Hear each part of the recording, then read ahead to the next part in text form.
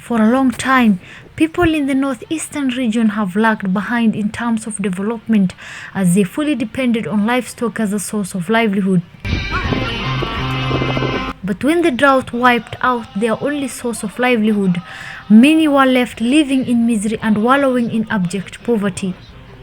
However, few daring residents are now changing history by turning the wild plains of the desert into agricultural hubs.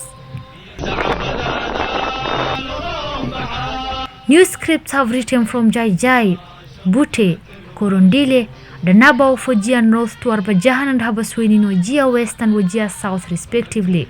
Today we came to visit this project in Jaijai, which is mainly about pasture production. It is doing very well. The county government and WFP have invested an amount equivalent to 4 million Kenya shillings. The project is doing very well, and it is building resilience in this area. The pastures from here is feeding the livestock, especially during this drought time, livestock such as cattle and goats. Today we visited the Jaijai project to be able to sit down with the community as we hand over the project to the community, as well as also joint monitoring with the management of the Department of Agriculture. WFP together with Agriculture Department have been able to invest so much in Jaijai, and we are targeting to have a seed bulking site for Jaijai, and that is why we have invested so much. We've put solar, and we've also put 20,000 liters of tank to be able to support with irrigation. As a way of building the community resilience, we are also venturing into ensuring that the community is able to do crop production. We're happy to see further production has been intensified in this area, which will lead to minimal loss of livestock within this area. I wish to thank also, on my behalf and on behalf of the Department of Irrigation, World Food Program, for the effort they have put into this place. Because in reality, when we visited that time here, we were told no livestock died because of starvation. Although there is inadequate water in the region, they still have managed to do farming against all odds. Saidiwa na mara ya kwanza tulisaidiwa na NALET agriculture, alafu baadaye ilikuwa 2015. Baadaye tukasukuma na hiyo ndogo, tukasukuma, baadaye tukapata discipline kutoka World Food Program. Tena hii ni mara ya tatu sasa tumepata hiyo discipline. Kuna greenhouse ya kwanza tumesukuma naye, alafu hiyo sasa bado ilikuwa ni msimu mvua maji tu, baada ya shida ya maji tu imeharibika. Baada ya tupate hii, tulipata hii na tumepewa hii na World Food Program. Tena hizi shed net na hizi pump hii tumesukuma naye, mara nyingi sana tumevuna naye, lakini shida yetu damu iko maji mara nyingine hata zikijaa ni kidogo. Tukianza kusafi, tukianza kuirrigate inaendelea, wakati sisi tunaona tunataka kuvuna ni hii tu sasa mnashuhudia inakatika. In Danaba, we've been able to support with the desilting of the water pan to enable the group of farmers to be able to do crop farming and also horticultural farming. Under this project, we've also managed, together with the Department of Agriculture, we've managed to support the group with shed nets to be able to continuously produce food. We've also supported with the technical bit of a capacity building so that we can be able to build capacity of the groups as they continuously produce vegetables and as they continuously produce the crops from the water pan. In addition to that, we are planning to also have a capacity building for the Water Management Committee to be able to enhance the skills of the Water Management Committee to be able to manage and also be able to use the available resource in a better way. The management here has done all its best to grow food crops, especially vegetables. You can see a lot of peppers here, both the sweet and the bitter ones.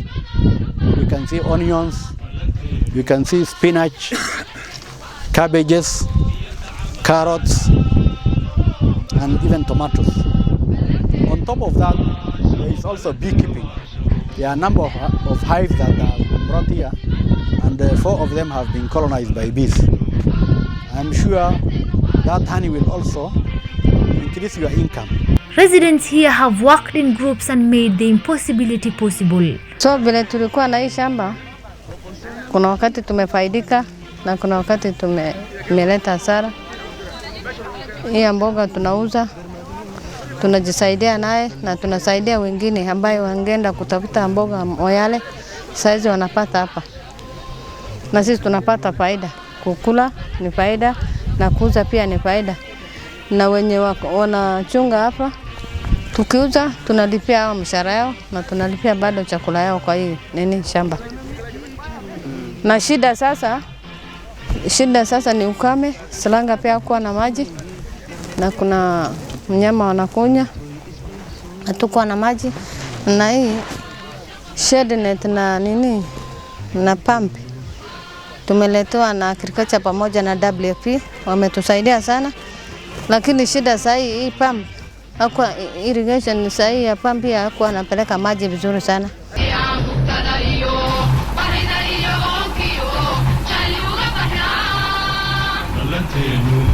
The County Department of Agriculture, in partnership with the World Food Program, visited the sites and supported the farmers in Bute by handing over a milling machine for sorghum.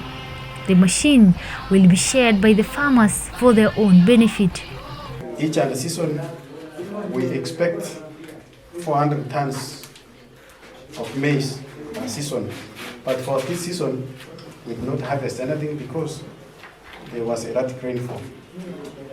Sorghum, we harvested 80 packs of 50 kg, but our expectation was 100 tons.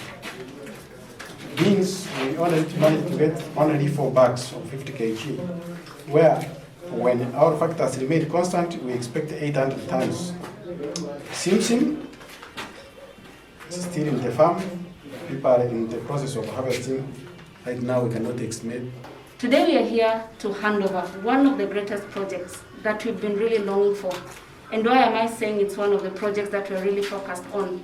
We have been having photos of so much production in Bute, but there is no value addition.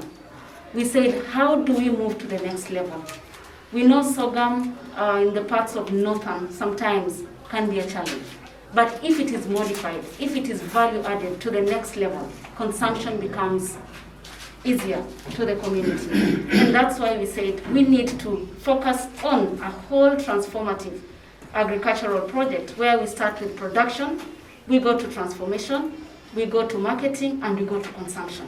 Ahmed Sharif Bule, the county CEC for agriculture, says they are planning to purchase the local food for ECD programs so that the farmers here can get the income and boost their business.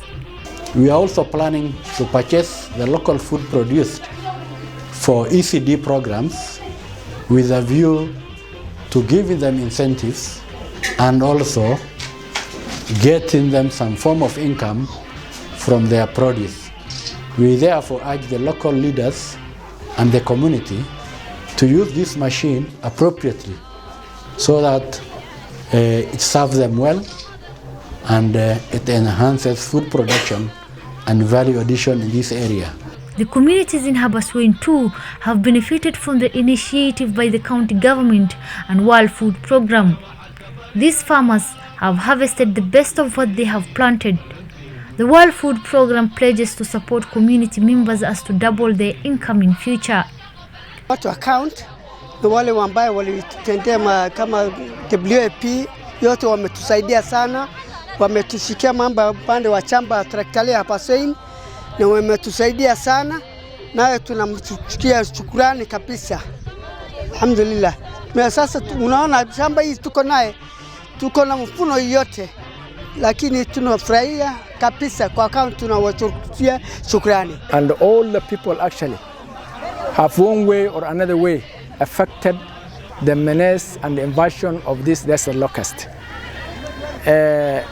We have been actually working with the FAO who are concerned of the actually spray aerial spray of the desert locust in Wajir County for the last 2 months, and still the same continues. This area has almost 580 households which get cash transfers through WASDA for the Emergency Desert Locust Control Project.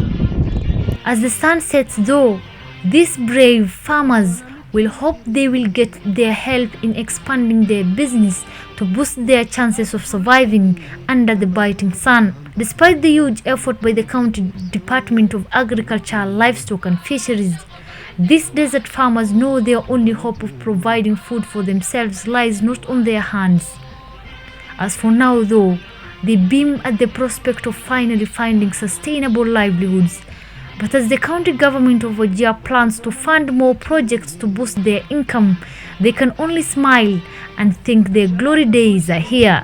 Quraisha Ali, Alpha TV. Valentino.